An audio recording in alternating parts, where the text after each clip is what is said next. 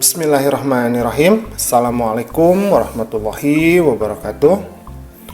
Pada kesempatan kali ini kita akan belajar mengenai materi di bab 5, yaitu tentang meneladani perjuangan Rasulullah di Mekah.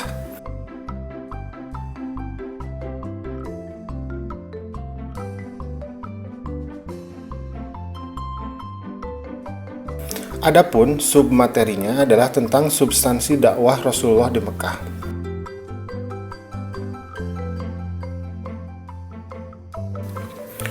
Mengingatkan, bagi kamu yang belum subscribe, silahkan subscribe terlebih dahulu, kemudian pencet tombol like dan share channel Guru Cerdas. Oke, kita lanjutkan ke pembelajaran. Yang akan kita bahas pertama kali pada kesempatan ini yaitu tentang substansi dakwah Rasulullah SAW di kota Mekah. Nah, yang pertama adalah tentang kerasulan Nabi Muhammad dan wahyu pertama. Menurut beberapa riwayat yang sahih bahwa Nabi Muhammad ini pertama kali diangkat itu menjadi Rasul pada malam, yaitu tepatnya tanggal 17 Ramadan pada usia 40 tahun. Kenapa tidak dikatakan tahun keberapa? Karena pada saat itu belum ada penanggalan di Arab itu. Jadi penanggalannya itu berdasarkan peristiwa. Misalkan ada penyerangan gajah, maka dikatakan tahun gajah. Nah, seperti itu. Nah, pada malam itu malaikat Jibril datang, kemudian membacakan wahyu pertama yang disampaikan kepada Nabi Muhammad, yaitu Quran Surat Al-Alaq. Bunyinya itu adalah A'udzubillahi minasyaitonirrajim, Iqra, Iqra, Iqra. Bacalah sambil mendekap Nabi Muhammad. Ma'ana biqori, kata Nabi Muhammad, aku tidak bisa baca. Tetapi malaikat Jibril kemudian melanjutkan bacaannya. Iqra bismi rabbikal ladzi khalaq, khalaqal insana min 'alaq. Iqra wa rabbukal akram, alladzi 'allama bil qalam, 'allamal insana ma lam ya'lam.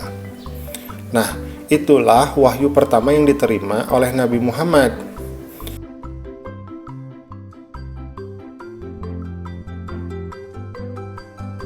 Karena penerimaan wahyu tersebut, maka Nabi Muhammad secara otomatis diangkat menjadi sebagai Rasul.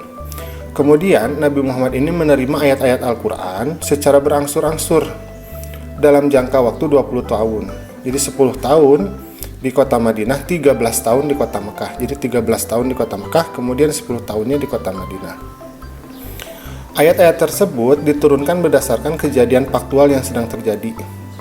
Jadi ada kejadian tertentu maka turun ayat, sehingga hampir setiap ayat Al-Quran itu turun disertai oleh asbabun nuzul atau sebab kejadian yang mendasari turunnya ayat.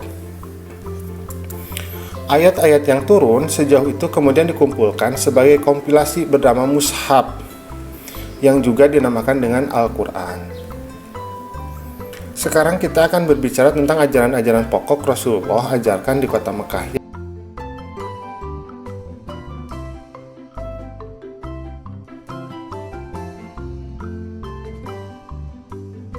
Yang pertama adalah mengenai akidah.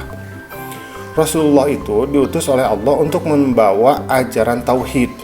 Nah, masyarakat Arab itu hidup dalam praktik kemusyrikan pada saat Nabi Muhammad dilahirkan. Maka Nabi Muhammad menyampaikan kepada kaumnya, yaitu kaum Quraisy, bahwa Allah itu adalah sang pencipta.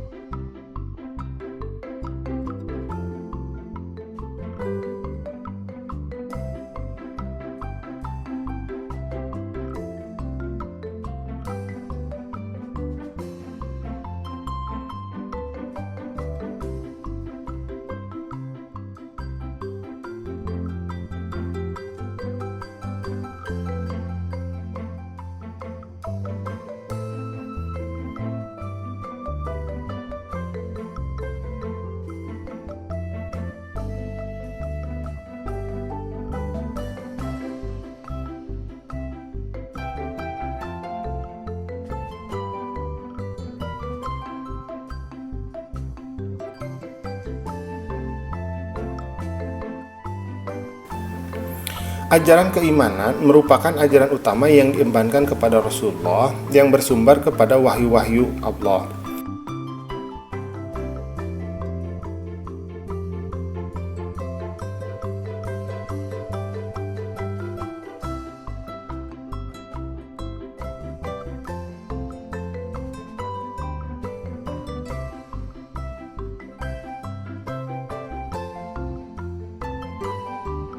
Nah, banyak sekali ayat Al-Quran yang memerintahkan beliau untuk menyampaikan keimanan sebagai pokok ajaran Islam yang sempurna. Salah satunya Allah berfirman yang artinya, "Katakanlah wahai Muhammad, dialah Allah yang Maha Esa. Allah tempat meminta segala sesuatu. Dia tidak beranak dan tidak pula diperanakan, dan tidak ada sesuatu yang setara dengan Dia." Nah, ini adalah kutipan dari Quran Surat Al-Ikhlas ayat 1-4.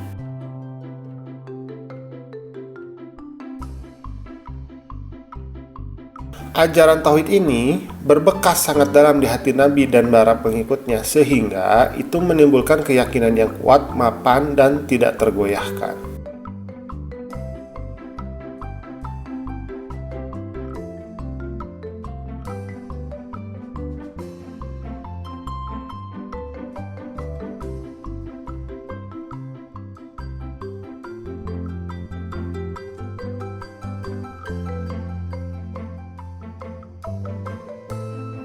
Yang kedua adalah mengenai akhlak mulia. Dalam hal akhlak, Nabi Muhammad ini menampilkan dirinya sebagai teladan yang baik atau ideal, atau disebut juga uswatun hasanah. Sejak sebelum menjadi Nabi, jadi ketika Nabi masih kecil sampai menjadi seorang pemuda, itu Nabi pun akhlaknya sangat mulia. Ia telah tampil sebagai sosok yang jujur, sehingga diberi gelar oleh masyarakat Arab itu sebagai Al-Amin, artinya yang dapat dipercaya.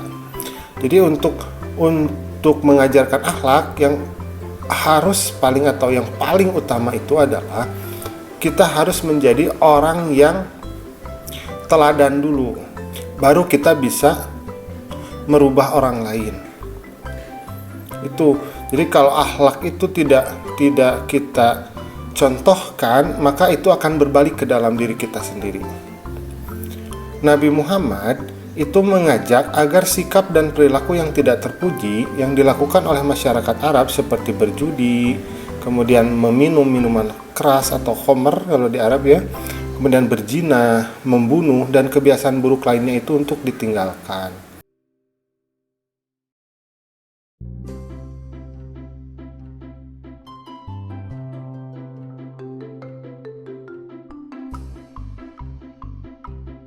Nah, sekarang kita akan berbicara tentang strategi dakwah Rasulullah di kota Mekah. Dalam mendakwahkan ajaran-ajaran Islam yang sangat fundamental, mendasar ya, dan universal, artinya sangat umum, maka Rasulullah itu tidak serta-merta melakukannya dengan tergesa-gesa.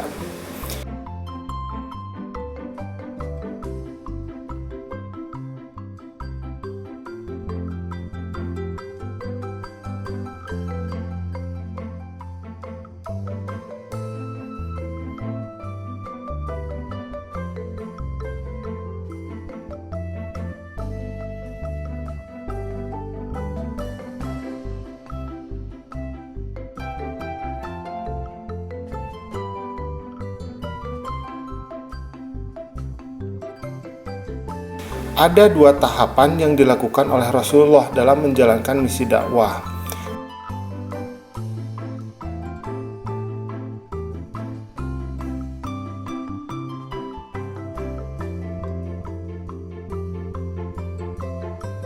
Yaitu, yang pertama adalah dakwah secara sembunyi-sembunyi dulu. Ini hanya terbatas di kalangan keluarga dan sahabat terdekat. Kemudian dakwah secara terang-terangan. Nah, ini ditujukan kepada khalayak umum.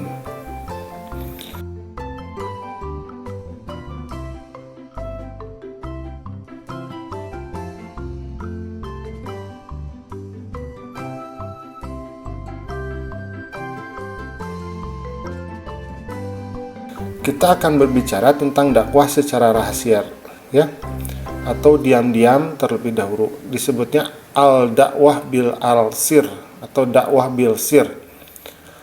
Nah, agar tidak menimbulkan keresahan dan kekacauan di kalangan masyarakat Quraisy, maka Rasulullah ini memulai dakwahnya secara sembunyi-sembunyi atau dakwah bil sir.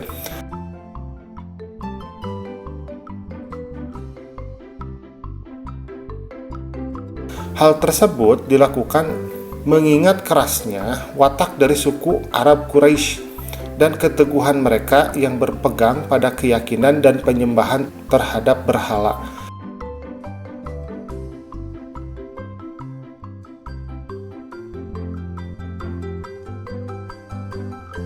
Pada tahap ini, Rasulullah memfokuskan dakwah Islam hanya kepada orang-orang yang terdekat, yaitu keluarga dan para sahabatnya. Rumah Rasulullah, Darul Arqam, kemudian dijadikan sebagai pusat kegiatan dakwah. Orang-orang yang pertama yang masuk Islam, disebutnya ini As-Sabiqunal Awalun, ini mengakui kerasulan Nabi Muhammad dan menyatakan keislamannya. Beberapa di antara mereka adalah Siti Khadijah, yaitu istri beliau, kemudian Ali bin Abi Thalib, adik sepupu beliau, kemudian Zaid bin Harithah. Ini adalah pembantu beliau yang kemudian diangkat menjadi anak, dan Abu Bakar As-Siddiq. Nah, selanjutnya, kemudian secara perlahan tetapi pasti pengikut Rasulullah pun kemudian semakin bertambah. Pertanyaannya adalah bagaimana ajaran Islam ini dapat diterima dan dianut oleh mereka yang sebelumnya terbiasa dengan adat istiadat masyarakat Arab yang begitu mengakar kuat.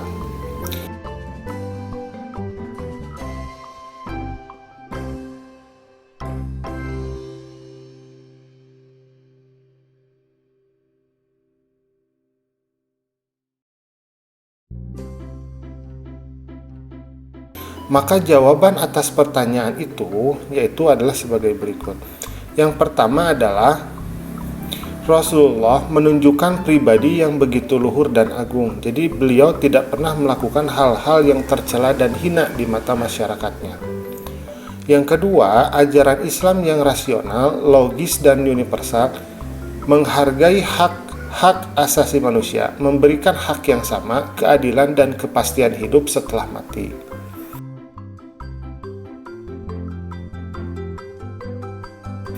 Yang ketiga, ajaran Islam menyempurnakan ajaran-ajaran sebelumnya, yaitu ajaran-ajaran yang dibawa oleh para rasul terdahulu berupa penyembahan terhadap Allah semata, kemudian berbuat baik terhadap sesama, menjaga kerukunan, larangan untuk berbuat tercela seperti membunuh, berzina, dan selainnya. Kemudian yang keempat, kesadaran akan tradisi dan kebiasaan-kebiasaan lama yang begitu jauh dari nilai-nilai ketuhanan dan nilai-nilai kemanusiaan. Jadi di antara orang Arab sendiri pun sebetulnya mereka mulai sadar bahwa ajaran mereka itu sebetulnya itu jauh dari nilai-nilai kemanusiaan. Berdakwah secara diam-diam ini atau secara rahasia ini itu dilaksanakan Rasulullah selama kurang lebih 3 tahun. Yang kedua, Rasulullah pun kemudian melakukan dakwah secara terang-terangan. Dakwah secara terang-terangan ini disebut juga dakwah bil jahr. Dimulai ketika Rasulullah mulai menyeru kepada orang-orang Mekah. Ia berdiri di atas sebuah bukit dan berteriak dengan suara lantang, kemudian memanggil mereka. Ini dilakukan di Bukit Safa namanya ya.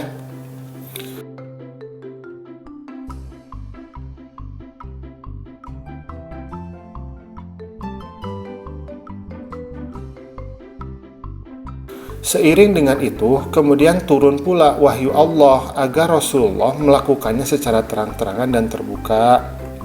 Mengenai hal tersebut, Allah berfirman yang artinya, "Maka sampaikanlah wahai Muhammad secara terang-terangan segala apa yang diperintahkan kepadamu dan berpalinglah dari orang-orang yang musyrik." Ini adalah Quran Surat Al-Hijr ayat ke-94, dan hal tersebut juga diutarakan dalam Quran Asy-Syura ayat 214 sampai 216.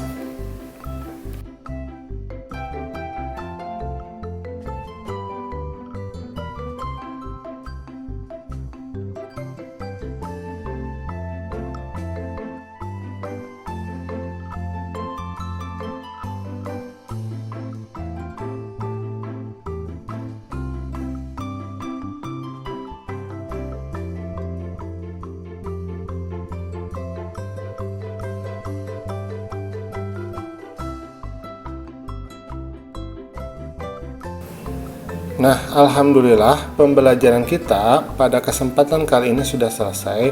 Maka itulah perjalanan dakwah Rasulullah di kota Mekah. Assalamualaikum.